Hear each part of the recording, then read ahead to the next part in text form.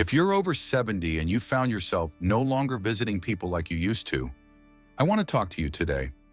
Not as a stranger or a distant voice, but as someone who has walked beside many people in their 70s and 80s and beyond. I've sat across from patients who have smiled through tears, trying to explain why their world has become smaller. I've seen the gentle nods when I say, "You're not alone in this," because truthfully, you are not. I want to share with you 6 powerful reasons why many people, just like you, begin to stop visiting others after the age of 70. And perhaps as we walk through this together, you'll feel a little more understood, a little less alone, and a little more at peace with the shifts you've been noticing in yourself. The first truth is simple, but it runs deep. Your energy has changed, not disappeared, just changed. In your younger years, preparing for a visit was a part of the excitement. Getting ready, traveling, sitting in long conversations. These used to be energizing. Now they often feel draining. This isn't a weakness or a flaw, it's biology. A study published in the Journal of Aging and Health found that as we age, our baseline energy levels naturally decline due to slower cellular regeneration, reduced mitochondrial efficiency, and decreased cardiovascular capacity. Your body, wise and honest, knows this. It tells you in gentle whispers that rest is now more valuable than activity. That comfort is found not in bustling crowds, but in quieter spaces. So when you say, "I just don't feel up to going," that is not laziness. That is self-awareness. And it's okay. The second truth is more emotional. As we grow older, our circle shrinks. People move away. Some pass on. Others grow distant, caught in their own lives, their own busyness. The once familiar rhythm of invitations and check-ins begins to slow, and we find ourselves wondering if our presence is even missed. A 2020 study from the University of Michigan's National Poll on Healthy Aging found that nearly 1 in 3 adults over the age of 65 reported feeling isolated regularly, not occasionally, regularly. And when that sense of disconnect takes root, it becomes harder to reach out. There's a vulnerability in calling someone you haven't seen in a while. There's a fear of being a burden. And so slowly, the instinct to visit is replaced by quiet resignation. This doesn't mean you've stopped caring. Quite the opposite. It means you care so much, you would rather step back than feel like an unwelcome guest. That kind of emotional wisdom is often misunderstood, but it's real. Now let me speak to a third truth, one that touches not only the heart, but the mind. As we age, many of us begin to notice changes in our memory or cognitive processing. Names don't come as quickly. The thread of a conversation might slip away for a moment. You find yourself telling the same story twice? It's subtle at first, but over time, it creates anxiety. Social interactions, especially outside your most trusted circle, begin to feel like performances. Will I forget someone's name? Will I struggle to follow the conversation? A large-scale longitudinal study from Harvard Medical School found that more than 50% of individuals over the age of 70 reported some level of cognitive slowdown, even if it wasn't clinical dementia. And while many of these changes are completely normal, they still make socializing more stressful. So you stay home, you stay quiet, not because you don't enjoy people, but because you fear that you'll no longer show up as your best self. That's a fear that deserves to be named, not shamed. Let's move into a more practical truth now. Physical discomfort. You'd be surprised how often this comes up. People imagine that aging is just about slowing down, but it's also about aching joints, back pain, reduced vision, digestion issues, incontinence, and fatigue. All of these make the act of visiting, of getting up, getting dressed, traveling, sitting for long periods, a burden. A 2022 report from the CDC confirmed that over 60% of seniors live with at least 2 chronic health conditions. Think about that for a moment. That's not occasional discomfort. That's a daily ongoing struggle. So when someone says, "It's just dinner, come out," they don't always understand the preparation it takes for someone in their 70s to make that happen. It's not just getting ready, it's managing your medications, planning bathroom access, wearing the right shoes to protect a swollen ankle, bracing for the car ride that might strain your back. What looks like a small effort to someone younger is, in truth, a mountain to someone older. And it's no wonder that mountain begins to feel too steep to climb. There's a fifth truth, and it's more spiritual than scientific. As we get older, our inner life begins to deepen. We become more reflective. We think about the past more often. We contemplate meaning, legacy, and mortality. These aren't depressing thoughts, they're honest ones. And they change how we relate to others. Surface-level conversations about politics or weather might no longer hold our interest. We crave depth, but we often find ourselves in environments where such conversations are rare. So we feel disconnected, not because we don't like people, but because the world around us seems to be talking about everything except what really matters. That quiet hunger for depth can make small talk exhausting. It can make group gatherings feel hollow. And so you find yourself drawn to solitude, not because you are antisocial, but because in silence, you finally feel aligned with your inner world. There is a calm in that, a grounding. And finally, the sixth truth. It's one that's rarely spoken out loud, but it runs through the hearts of many seniors like a quiet thread. After 70, you begin to understand the fragility of time, not just your own, but others. You start to feel the weight of every hour. You see friends your age facing illnesses, hospitalizations, even loss. And in that clarity, you begin to prioritize your energy with intention. You no longer feel the need to attend every gathering, accept every invitation, or maintain every relationship. You become selective, not because you are cold, but because your soul has learned to choose presence over obligation. A longitudinal psychological study from Stanford, known as the socio-emotional selectivity theory, explains this beautifully. It found that as people age, they tend to narrow their social networks to focus on those relationships that are emotionally rewarding and meaningful. That is not a retreat. That is growth. That is wisdom. That is knowing your worth. So if you're 72 and you don't go visiting around much anymore, I want you to hear this clearly. You are not broken. You are not failing. You are not giving up. You are adapting. You are listening to your body, your mind, and your heart.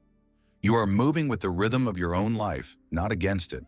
And while the world may tell you to stay social or keep active, only you know what brings you peace. Maybe that's a quiet afternoon in your favorite chair. Maybe it's a short phone call with someone who truly knows you. Maybe it's writing in a journal, tending to your garden, or just sitting still and watching the sky shift its colors. There is nothing small about that life. There is nothing less about choosing peace over performance. If your world has become quieter, it does not mean it has become empty. It means you have cleared space for what matters most. You have earned that right. So no, you don't have to explain yourself. But if you ever do and someone asks why you stopped visiting, you can simply say this: because I am finally learning to listen to myself. Because I am choosing depth over noise. Because I know that the people who matter will understand. And if they don't, that's all right too. I'm not running out of time. I'm learning how to honor the time I still have. And that, my friend, is one of the most beautiful things you can do. What happens when you finally start honoring your own needs? What happens when you finally start honoring your own needs? That is not just a question. It is a doorway, a shift in how you see yourself and your place in the world. Especially in the later chapters of life, when the noise of everyone else's expectations begins to quiet down and your inner voice becomes louder. If you have lived over 70 years on this earth, then you have spent a great deal of time putting others first. Children, spouses, careers, parents, friends. It becomes second nature. The needs of others came first, not always out of obligation, often out of love. But somewhere along the way, your own needs began to fade into the background.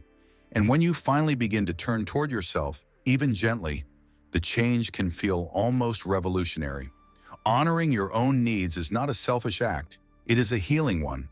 For decades, we have misunderstood the meaning of self-care. It is not about luxury. It is about listening. Listening to the signals your body gives, the rhythms of your mind, the quiet aches in your spirit. A 2022 study published in Frontiers in Psychology explored the impact of self-attunement in aging adults. It showed that those who regularly took time to check in with their emotional and physical needs experienced lower levels of stress, improved immune function, and even enhanced cognitive clarity. When you begin to ask, "What do I really need today?" and act on that question, the body responds. The mind relaxes, the heart softens. For many seniors, this journey starts with fatigue, not just the physical tiredness, but a deep emotional fatigue from always showing up for others and never quite resting in their own truth. This is when something begins to change. You start saying no, not out of bitterness, but out of honesty. You decline a visit because your body says rest. You skip a phone call because your mind needs quiet. You stop forcing conversations that no longer bring you joy. You start walking away from roles you no longer want to play. That simple act of saying no creates space, and in that space, your real self begins to breathe. You start noticing the little things.